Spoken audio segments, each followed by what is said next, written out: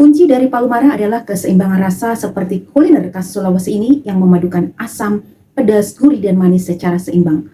Begitu pula pembelajaran yang saya ciptakan, semua rasa harus berpadu. Saya Elis Noviana Hasibuan, guru mata pelajaran dasar-dasar agribisnis perikanan SMK Negeri 1 Sigi, ingin berbagi sebuah perjalanan transformasi pembelajaran yang saya sebut Palu Mara. Sebagai guru SMK, saya memimpikan kelas yang hidup, tempat di mana murid berani bertanya dan mengemukakan ide. Namun kenyataannya, murid terlihat pasif, tidak banyak bertanya. Mereka hanya mencatat, kemudian menghafal, tapi belum memahami. Saat diberikan pertanyaan terbuka, sebagian besar hanya diam atau menjawab singkat tanpa menganalisis. Mereka belum sampai pada tahap berpikir kritis, apalagi reflektif.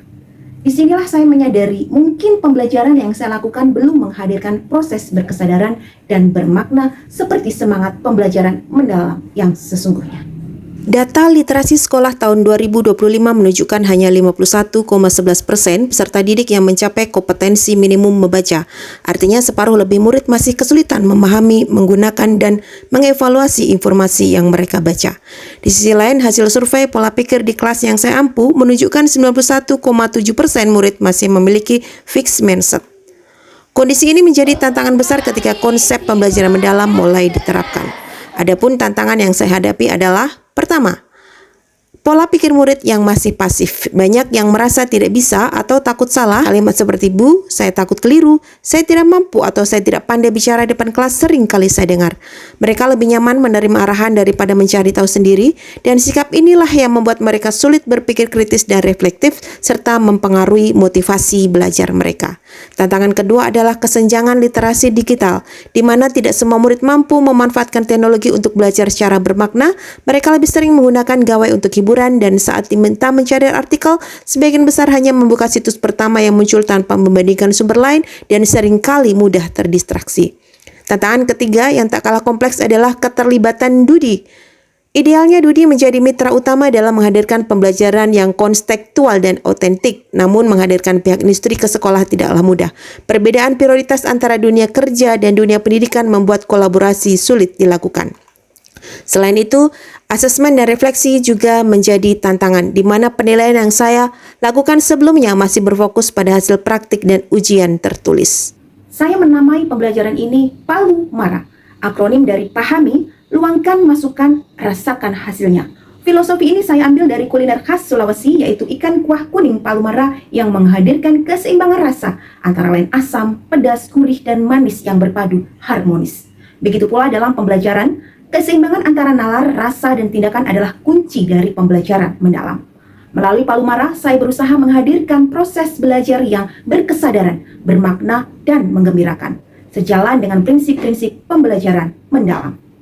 Setiap tahap Palu Mara menggambarkan perjalanan murid dalam 3 pengalaman belajar utama, yaitu memahami, mengaplikasikan, dan merefleksi. Adapun strategi yang saya lakukan untuk menjawab tantangan, yang pertama adalah merancang RPP. Langkah awal yang saya lakukan dalam merancang RPP mengacu pada pedoman pembelajaran mendalam. Dalam prosesnya, saya menyusun rencana pembelajaran secara sistematis melalui 4 tahapan, yaitu tahap pertama, identifikasi, di mana tahap pertama yang saya lakukan adalah melaksanakan asesmen awal. Saya memberikan pertanyaan pemantik dan menampilkan gambar yang berkaitan dengan topik pembelajaran. Selain itu, pada tahap ini saya juga menganalisis karakteristik materi pelajaran agar sesuai dengan kebutuhan dan konteks kejuruan SMK, serta menyesuaikan dengan dimensi profil lulusan meliputi kreativitas, komunikatif, penalaran kritis, dan kolaboratif. Tahap kedua adalah desain pembelajaran. Setelah memperoleh gambaran awal mengenai kemampuan dan karakteristik peserta didik, saya melanjutkan ke tahap desain pembelajaran. Pada tahap ini saya menentukan tujuan pembelajaran yang hendak dicapai serta menyusun kerangka pembelajaran dengan mengintegrasikan berbagai praktik pedagogis seperti problem-based learning, pembelajaran diferensiasi, diskusi kelompok, walking gallery, presentasi, dan think, pair, and share. Lingkungan pembelajaran dikembangkan dengan memanfaatkan laboratorium sekolah dan lingkungan sekitar serta kolaborasi visual menggunakan Canva. Dalam pemanfaatan digital menggunakan kode Canva, Gemini Code, ChatGPT, YouTube, internet, Background, Google Sites untuk membuat aplikasi kuis dan media pembelajaran interaktif. Untuk mendukung kemitraan pembelajaran, saya berkolaborasi dengan rekan sejawat Dudi, dan alumni. Setelah rancangan pelaksanaan pembelajaran berbasis pembelajaran mendalam tersusun, saya melangkah ke tahap pelaksanaan di kelas. Kegiatan saya awali dengan berdoa bersama murid, lalu menanyakan kabar mereka. Setelah itu kami melakukan latihan kesadaran singkat, menarik nafas perlahan, dan menuliskan satu kata tentang harapan hari ini. Selanjutnya kami membuat kesepakatan kelas, termasuk aturan penggunaan smartphone agar pembelajaran tetap fokus dan menyenangkan. Kemudian saya menyampaikan tujuan pembelajaran dan memberi kesempatan kepada murid untuk menambahkan gagasan mereka. Di tahap memahami, saya menyampaikan materi awal melalui presentasi digital, baik Canva, YouTube, dan Google Sites. Dan juga menayangkan video dari Assembler Edu untuk memperkuat pemahaman anatomi, morfologi, dan habitat ikan. Setelah itu saya mengajukan pertanyaan pemantik seperti pernahkah kamu melihat atau makan ikan, udang, kerang, atau rumput laut? Apa perbedaannya? Melalui metode Think, Pair, and Share, murid saling berbagi pengalaman dan menyampaikan hasil diskusinya di depan kelas. Selanjutnya murid membaca, mengamati, mengidentifikasi, dan menganalisis materi tentang komunitas perikanan dan saprodi melalui berbagai sumber, buku teks, e-book, jurnal penelitian, serta situs e-naturalis dan Fishbase.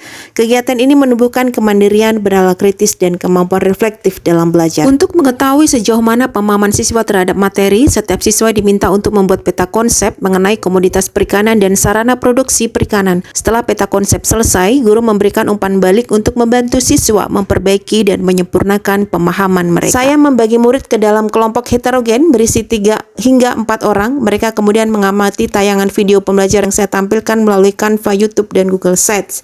Setelah menonton tayangan tersebut, saya mengajukan pertanyaan pemantik lanjutan seperti mengapa bentuk tubuh finfish berbeda-beda dan bagaimana hal itu membantu mereka beradaptasi di habitatnya. Pada tahap ini saya memberikan permasalahan berupa studi kasus melalui artikel dan video pada LK1. Melalui kegiatan ini murid diajak menganalisis situasi nyata, mengidentifikasi permasalahan utama, dan merumuskan pertanyaan-pertanyaan kritis untuk menemukan solusi. Setelah memahami masalah, murid berdiskusi dalam kelompok untuk menyusun strategi pemecahan masalah berdasarkan LK1. Mereka saling berbagi informasi dan pandangan untuk menemukan solusi terbaik, sementara saya mendampingi setiap kelompok sesuai kebutuhan. Dalam tahap penyelidikan, murid menggali ide dari berbagai sumber, baik itu buku, jurnal penelitian, dan media digital. Selain itu, murid memanfaatkan kecerdasan artifisial dalam eksplorasi ide. Saya arahkan agar mereka tidak menyalin mentah-mentah hasil AI, melainkan memahami, memodifikasi, dan menyesuaikan ide dengan konteks pembelajaran. Misalnya ketika mereka menggunakan AI untuk menggambar morfologi ikan gurame, hasilnya ternyata tidak akurat. Maka saya jadikan momen itu untuk melatih berpikir kritis, menganalisis kesalahan, mencari referensi valid, dan memperbaikinya.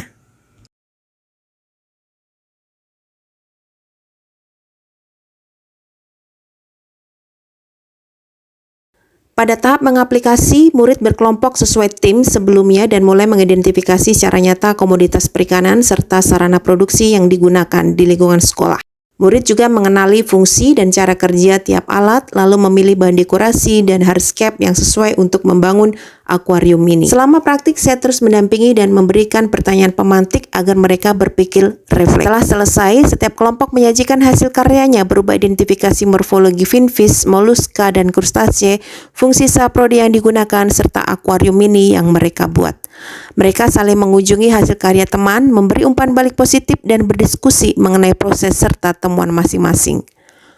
Beberapa hari berikutnya, murid melakukan observasi terhadap ekosistem mini yang mereka ciptakan. Mereka mengamati perubahan yang terjadi seperti warna air, perilaku ikan, atau sirkulasi udara, lalu berdiskusi mengenai faktor-faktor yang mempengaruhi, misalnya kadar oksigen, suhu, dan pH air. Di sini mereka belajar bahwa setiap perubahan dalam ekosistem adalah hasil interaksi yang kompleks dan bermakna. Saya menutup kegiatan dengan refleksi bersama, memberi apresiasi atas usaha dan keberanian mereka mencoba hal baru. Kemudian saya menegaskan bahwa kesalahan bukanlah kegagalan, tetapi bagian penting dari proses belajar. Setelah penerapan pembelajaran Palumara, perubahan terjadi bukan hanya pada hasil belajar, tetapi pada karakter dan budaya belajar murid di kelas.